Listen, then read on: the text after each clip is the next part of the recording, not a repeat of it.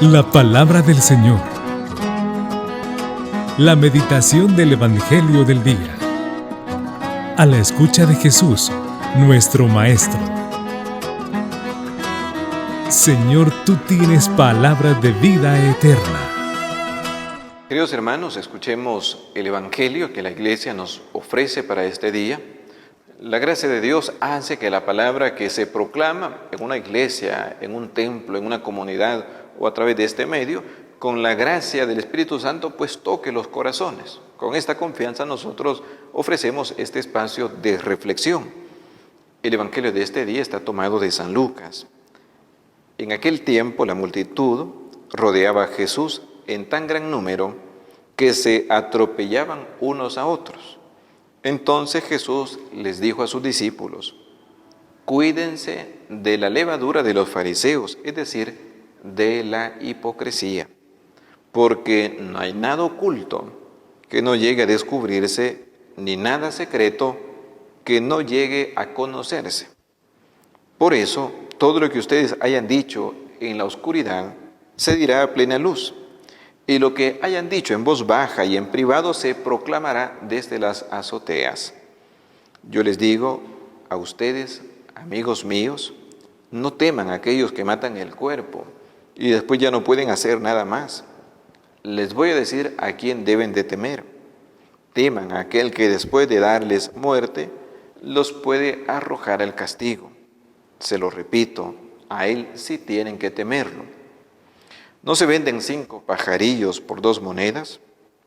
Sin embargo, ni de uno solo de ellos se olvida Dios. Y por lo que a ustedes toca, todos los cabellos de su cabeza están contados. No teman pues, porque ustedes valen mucho más que todos los pajarillos. Palabra del Señor. El Evangelio de este día es una oportunidad para reflexionar sobre la providencia de Dios.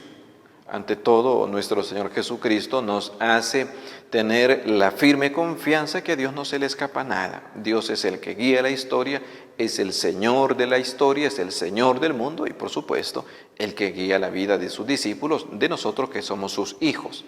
Por eso termina con estas palabras de confianza. Miren, ustedes valen más que todos los pajarillos, nada se le escapa a Dios.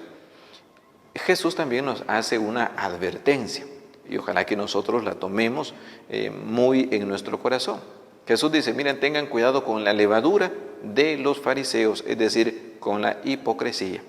Qué triste sería si nosotros nos acostumbráramos a la hipocresía, a actuar con una falsedad, a actuar de 2 maneras. Podríamos decir, en la iglesia yo soy de un modo, pero en mi casa, en mi trabajo soy de otro. O bien, en la casa soy así, pero fuera de mi casa soy de otra manera.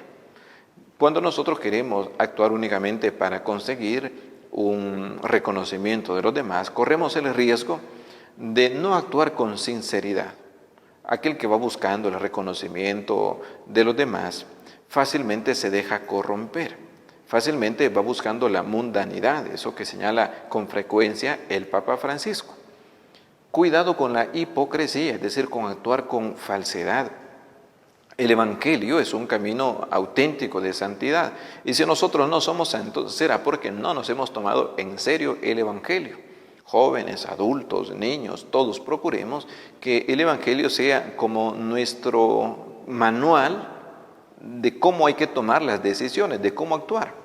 Pues Jesús dice, cuidado con la hipocresía, y nosotros todos tenemos que revisar. ¿Y no será que en mí se ha metido la hipocresía en algún momento determinado? Y luego Jesús dice, aquellos que sean auténticos, los van a perseguir. Aquel que quiera vivir con autenticidad su vida cristiana va a correr riesgos por el hecho de ser auténtico. No podemos nosotros olvidar que un católico, un bautizado, debe dar testimonio de su vida cristiana. Monseñor Romero decía, poco antes de su muerte, que le pedía a Dios la gracia de permanecer siempre fiel en un dado caso a él lo asesinaran violentamente porque le daba miedo a la muerte. A cualquiera de nosotros seguro que también nos da un poco de temor el pensar que otros pudieran hacernos daño por nuestra fe.